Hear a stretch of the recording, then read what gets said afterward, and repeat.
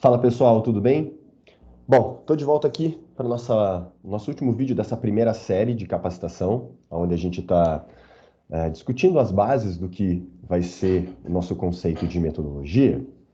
E hoje eu estou aqui para mostrar para vocês algumas propostas, tá? A gente conceituou o que a gente entende sobre o mercado fitness, a gente explicou para vocês quais são as observações importantes para a gente fazer na montagem de um treino. A gente discutiu no último vídeo algumas questões mais técnicas sobre prescrição. E juntando tudo isso, a gente desenvolveu alguns critérios, tá?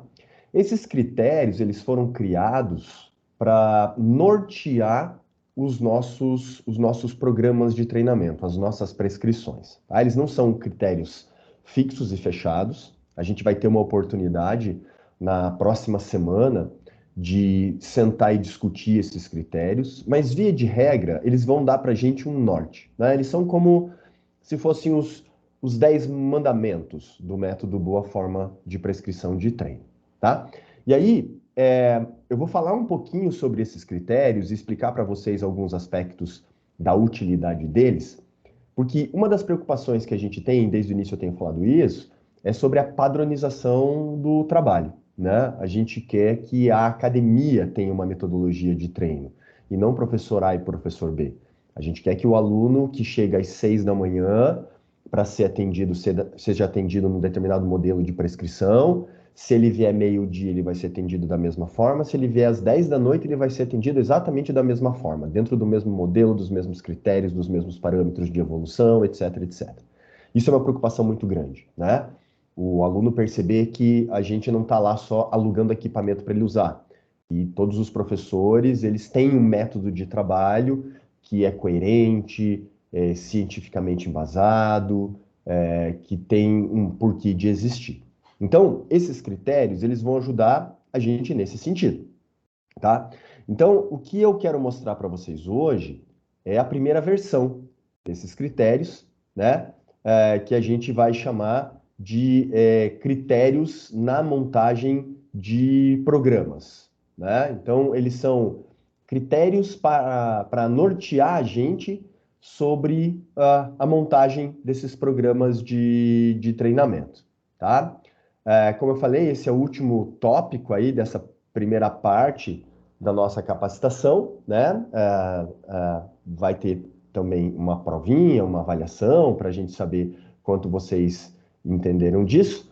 Mas esse aqui é, quem sabe, o primeiro bate-papo nosso de coisas assim, estritamente práticas que vão auxiliar a gente no dia a dia, tá bom? Então vamos lá. Eu separei aqui os 5 primeiros critérios, eu vou discutir com vocês e depois eu passo para o seguinte, são 10 no total, tá?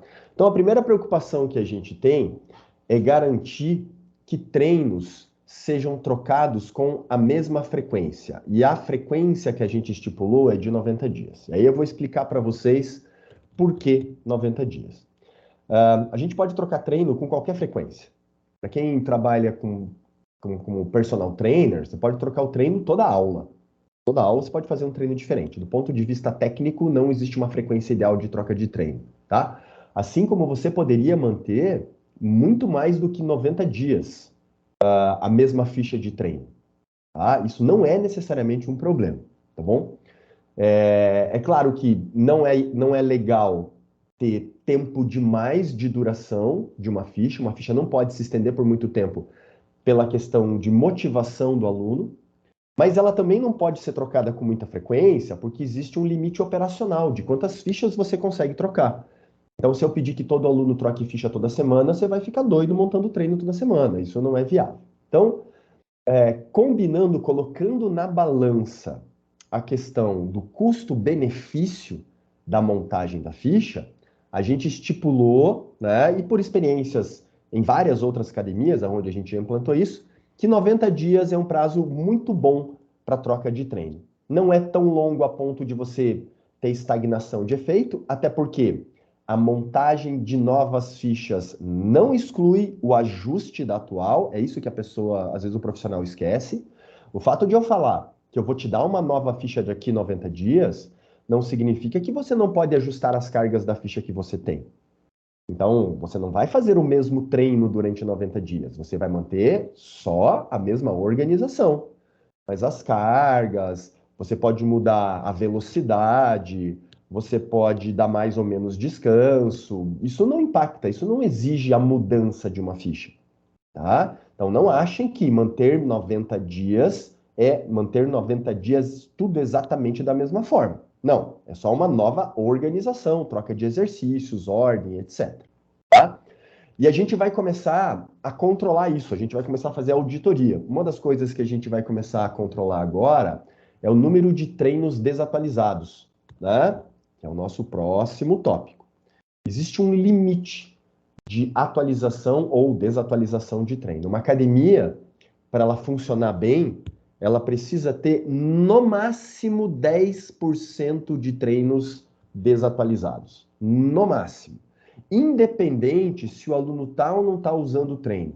Independente disso, o professor tem que controlar dentro da sua carteira quais são os treinos que estão e não estão atualizados, e esse total não pode ser superior a 10%.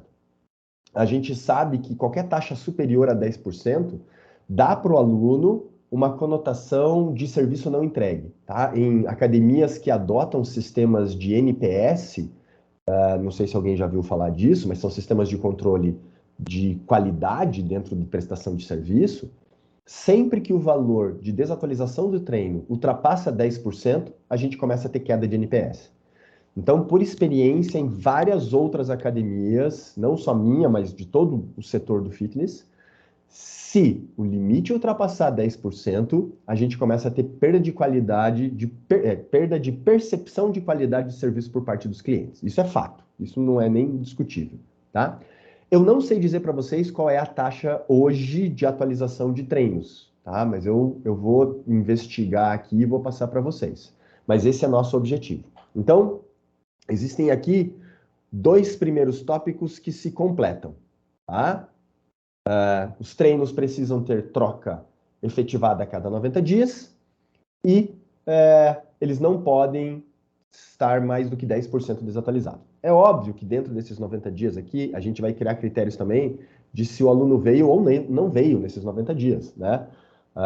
Simplesmente eu montar um treino para o aluno novo, passar 90 dias sem aparecer na academia, e daqui 90 dias eu tenho que montar outro treino, não faz sentido. Então a gente vai criar alguns critérios. Mas via de regra, esses são os dois primeiros critérios que têm por objetivo manter treinos atualizados e alunos com treinos vigentes dentro do aplicativo. Bom, coisa número 3. Basear os treinos na oportunidade do aluno de escolher alguns exercícios. A gente já falou disso, tinha até uma pergunta no último questionário que indagava vocês sobre o assunto. Não confundir oportunizar a escolha pessoal com deixar o aluno montar o treino, não é isso, mas deixa ele participar, né? Um ou outro exercício numa ficha, né? Podem ter ali o dedo do aluno. O aluno ele pode participar dessa construção, escolhendo um ou outro exercício. Isso é fundamental porque a gente quer dar para o aluno a cara de personalização. Então, por mais que a gente tenha um esqueleto, por mais que a gente tenha uma base, por mais que a gente tenha um padrão de prescrição, cada treino vai ser personalizado em razão de alguns detalhes daquele aluno especificamente, tá? Isso é importante porque isso garante que a gente vai ter treino diferente para todo mundo e que vai levar em conta os gostos pessoais do aluno, tá? A gente vai discutir um pouco mais como na prática fazer isso na nossa conversa aí online, mais ao vivo, para vocês entenderem como isso não é difícil, isso é muito fácil de ser feito, tá bom? Eu vou pular o número 4, vou direto para o número 5, porque o número 4 tem uma discussão um pouco maior para fazer com vocês, né? Uma outra coisa é basear a rotina em exercícios para grandes grupos musculares. Isso já é uma tendência mundial, isso não é de hoje, né? A gente tem que parar de tratar todos os alunos da academia como se fossem fisiculturistas de competição, né? Eu acho que de todas as modalidades competitivas, o fisiculturismo é a única que usa exercícios para grupos musculares isolados. Tá? Eu já trabalhei com atletas de nível olímpico de maratona, de corrida, já trabalhei com atletas de nível nacional e internacional de basquete, já trabalhei com atletas recordistas sul-americanos de levantamento de peso. Em nenhuma dessas modalidades existe dividir o corpo em pedaços e treinar cada grupo muscular de forma isolada. Em nenhuma dessas modalidades a gente nunca usa, tá? Para dizer nunca, sim, a gente vai ter situações de condição de lesão, de reabilitação, de fortalecimento específico que a gente pode ou não utilizar. Mas em todas as outras condições não se utiliza esse negócio de só extensor de joelho, só flexor de joelho, só flexor de cotovelo. A gente nunca usa isso. E quando a gente fala de performance atlética, tá? A gente fala do corpo como um todo. A gente precisa de equilíbrio. O corpo todo precisa estar em equilíbrio para conseguir agir funções. Então, desculpa, mas eu duvido que a grande parte dos alunos da Boa Forma esteja num nível de atletas de fisiculturismo de competição ou de atletas nível superior do que atletas olímpicos, né? A ponto de que para eles precisa ser desse jeito. É claro que não, né? Então, não é para não usar exercício isolado. Não estou falando que não pode usar exercício isolado. Mas a base da rotina tem que ser para exercício para grandes grupos musculares, tá? Primeiro, porque não faz diferença você trabalhar com grandes grupos musculares todos envolvidos ou de forma isolada, né, do ponto de vista técnico, mas faz diferença do ponto de vista operacional, porque isso impacta no tempo total do treino. E a gente já viu por várias pesquisas que o tempo total do treino impacta na aderência das pessoas a programas de atividade física. Isso determina se as pessoas vão ou não vão treinar, e a gente tem que começar a pensar nisso, tá? Existe um cálculo que a gente faz de quanto dura o total do treino, tá? E do tempo teórico, para eu saber qual vai ser a execução real, eu preciso adicionar 50%. Então, imagine o seguinte: eu tenho uma ficha de treino montada. Eu tenho como calcular quanto tempo dura aquele treino. Tá? Se o aluno fizer tudo exatamente do jeito que eu gostaria que ele fizesse. Aí eu tenho o tempo total teórico do treino.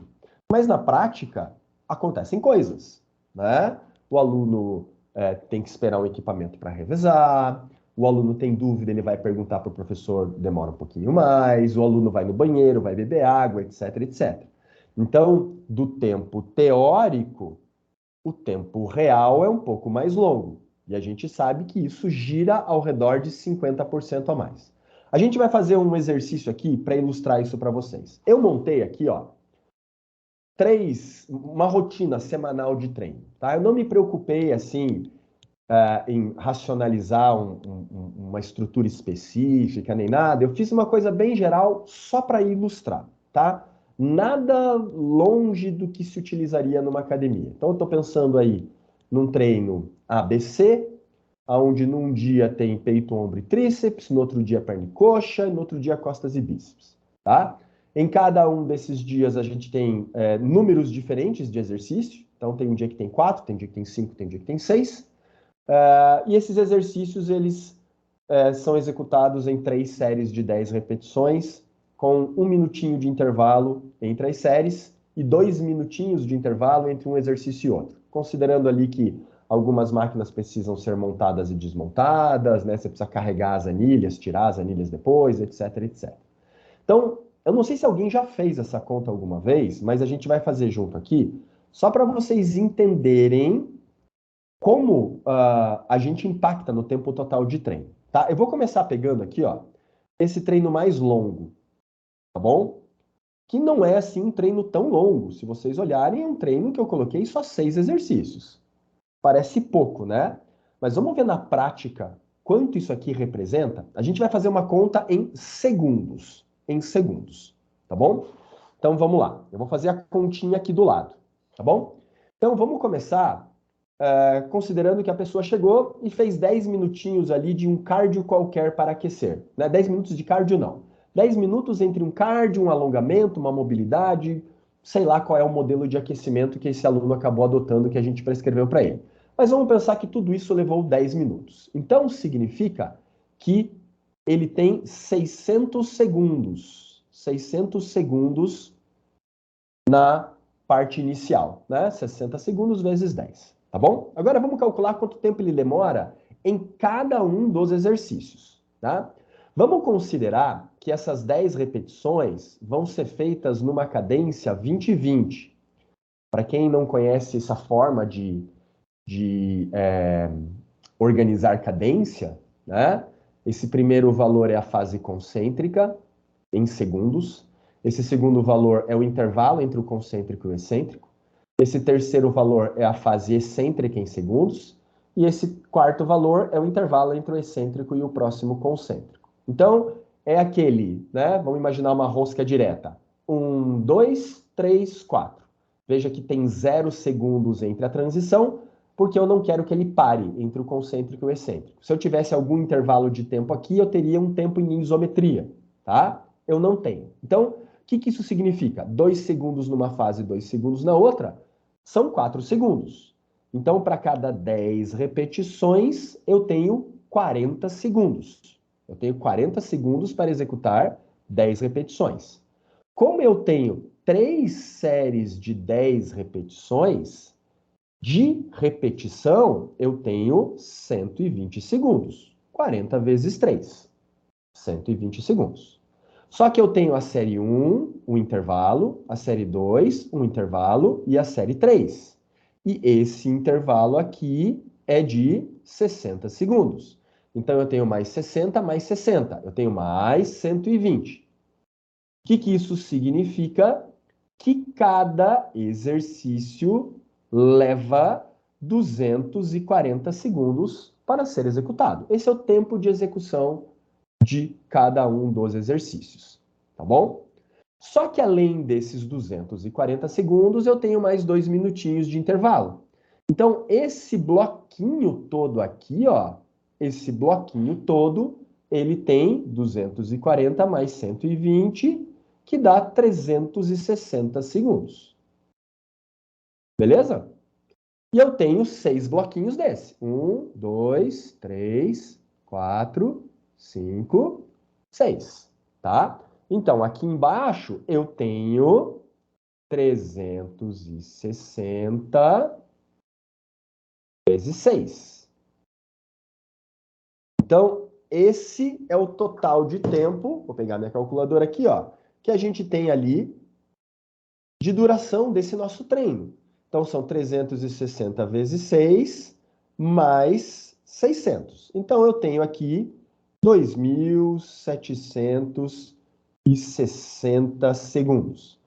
Tá? Isso, em minutos, daria exatamente 46 minutos. Então, olha que legal. Esse treino aqui, ele está super dentro do limite que a gente quer, entre 45 e 60 minutos de treino. Desde que não aconteça absolutamente nada de errado. Porque lembra que eu falei da diferença entre o tempo ideal e o tempo real? Pois é. Isso aqui é o teórico. Isso é o ideal. Tá? Então significa que para o nosso aluno, para ele conseguir cumprir esse treino em 46 minutos, ele não pode conversar com ninguém, ele não pode sair para beber água, ele não pode ter equipamento para revisar, ele não pode ir no banheiro, ele não pode fazer absolutamente nada. Daí eu pergunto para vocês, quanto isso reflete a realidade? Porque para refletir a realidade, eu tenho que adicionar aqui, ó, 50%, que aí é o mundo real. Ou seja, são 23 minutos a mais. 23 minutos a mais, eu já tenho treino de 1h10. Ele já está além do ideal. Esse treino aqui que parecia curtinho, ele está no limite do que é viável e que garante uma boa aderência do aluno. Eu não estou aqui para levantar, apontar para ninguém, eu não estou aqui para dizer que o seu treino está certo ou está errado, mas eu queria que cada um aqui começasse a pensar nesse ponto. Você já fez alguma vez essa conta aqui para saber se realmente o seu treino ele está dentro do que a gente chama de viável? Ou será que a sua prescrição de treino ela também é um fator de dificuldade de manutenção de aderência por parte do aluno? Imagine se aqui, ó, eu tivesse 10 exercícios, eu tivesse 11 exercícios. Vocês têm noção de qual seria o tempo total real de execução de um treino desse? 1h30, 1h40 na vida real. E aí? Será que não é a sua prescrição que está impactando na saída de alguns alunos da sala por frustração, porque você prescreveu às vezes um treino que ou ele tem que fazer correndo ou ele não consegue executar até o final? Então veja a importância de a gente ter critérios técnicos na hora de montar treino. Montagem de treino não é uma escolha aleatória de exercícios que eu acho que tá bom ou que eu acho que tá ruim. Não é isso, tá? Outra coisa, a gente sabe que existe uma relação entre volume e intensidade de treino. Quanto maior o volume de treino, menor a intensidade e vice-versa. Se o seu aluno leva 1h10 para fazer um treino, com que qualidade está sendo a execução desse último exercício? Depois de mais de 1 hora levantando peso? Às vezes, né, o treino todo para o mesmo grupo muscular.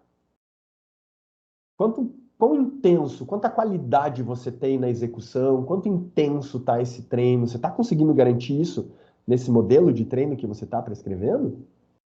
Então, aqui é só para vocês perceberem que existem formas de a gente calcular e estimar qual seria a duração ideal de um treino para uma pessoa normal, para um atleta, seja lá qual for o objetivo, né? Porque uma coisa é você pedir para um atleta que está sendo bem remunerado vir treinar durante 2 horas. Isso é uma coisa. Outra coisa é para aquela senhora que tem que cuidar da casa, tem que trabalhar fora de casa e tem pouco tempo para poder fazer exercício durante a semana. Não são mesmas condições, tá? Por exemplo, né, vamos calcular aqui ó, de um treino menor, por exemplo, com 4 exercícios, né, eu teria esse 360 aqui, não vezes 6, mas vezes 4. Então, 360, vamos fazer a conta aqui, ó, 360 vezes 4, mais os 600, já são 2.040 minutos, né? Isso aqui, divididos por 60, já é 34 minutos. 34 minutos, né? Mais 50% são mais 16 aqui. Né? Mas 16 não, dá um pouquinho, dá 17, né? 17, na verdade.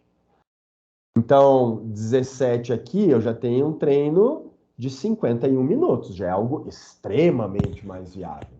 No mundo real, 51 minutos, que provavelmente vai custar fazer um treino desse jeito aqui. Então, de novo, né? Tempo de treino é uma coisa que a gente vai conversar bastante, a gente vai pegar bastante no pé, porque é o que as academias estão errando. E a gente não quer cometer esse mesmo tipo de erro aqui com vocês, tá? Vou avançar para os outros critérios, tá? Outra coisa importante que a gente vai começar a fazer é equalização de treino, né? Para quem nunca trabalhou com modelo de equalização, é você distribuir os treinos de forma equilibrada.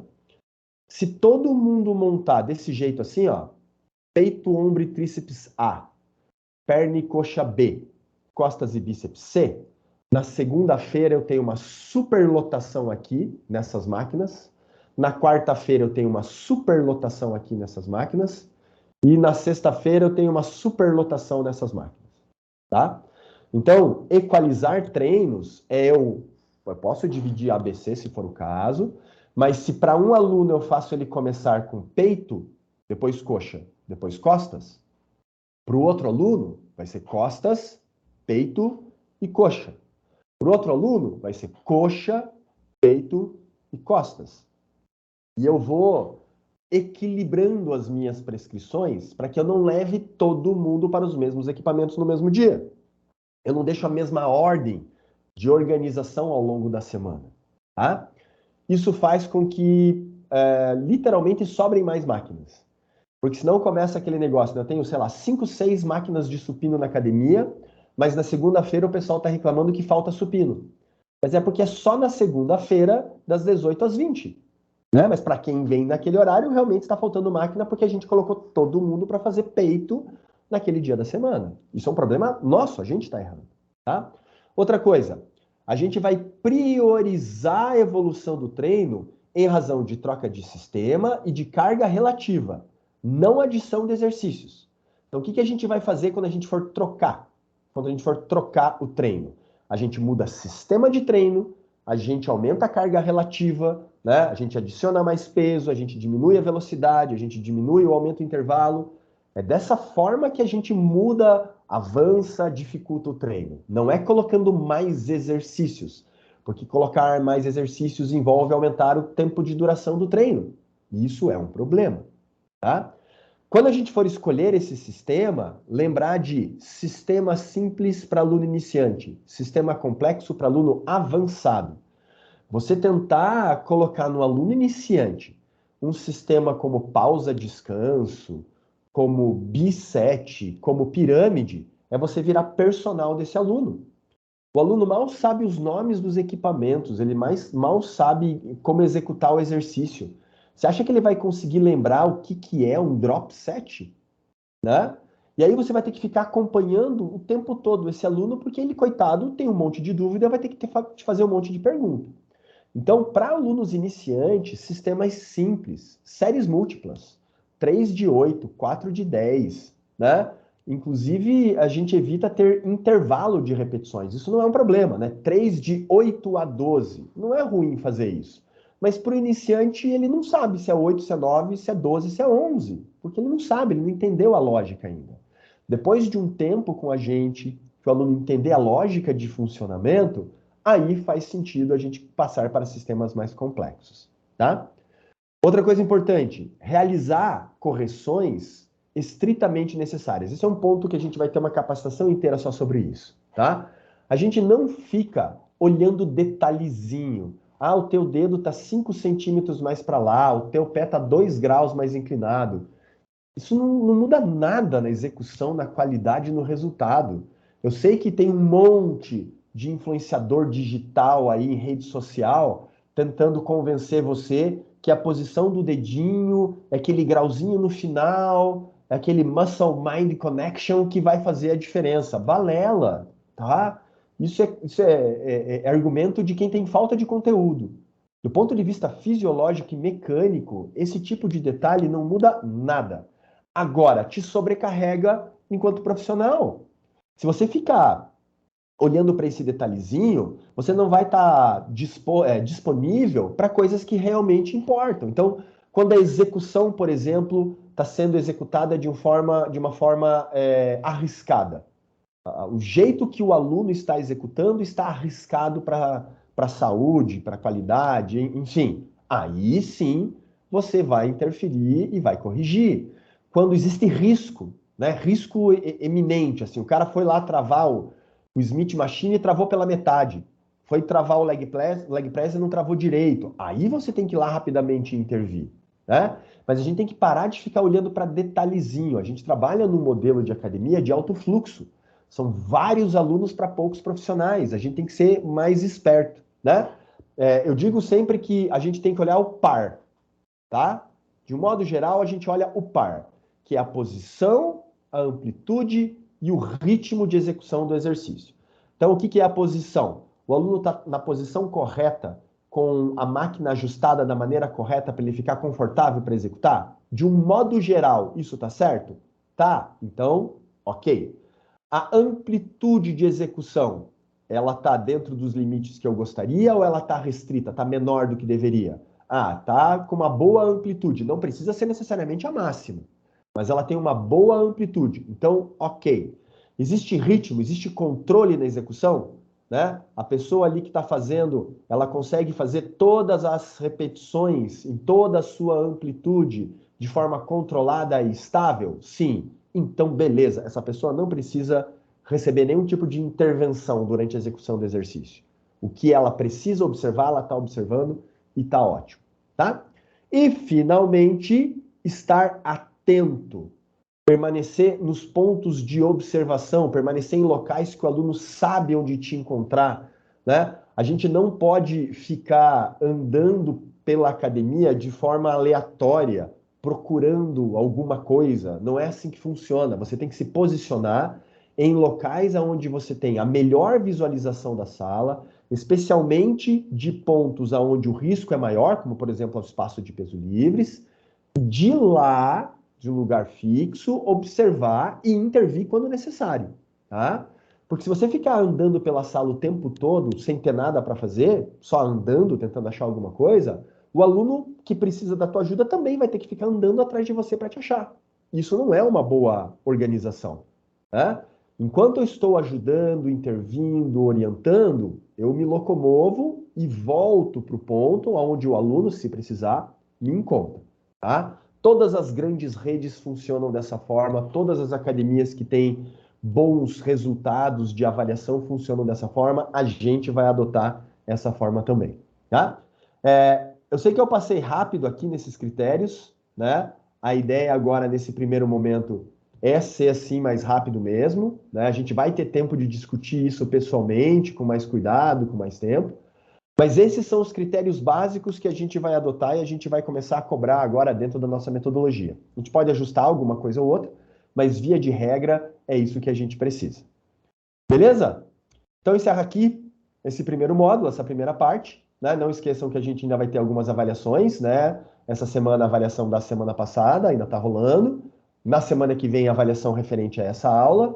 E aí depois a gente vai ter um encontro para discutir tudo isso que eu apresentei para vocês e a gente iniciar a construção do que a gente está chamando realmente assim de metodologia. E aí, é óbvio, eu vou precisar da participação de vocês. Beleza, galera? Muito obrigado pela atenção de vocês. Espero que tenha ajudado. Espero que eu tenha conseguido aí colocar na cabeça de vocês algumas dúvidas, porque isso é importante. E eu tenho certeza que com isso a gente vai criar aí a melhor metodologia de Rio Verde no que diz respeito à prescrição de exercício. Novamente, muito obrigado e nos encontramos agora no nosso encontro online, ao vivo, dentro em breve. Beleza, pessoal? Um grande abraço, até mais.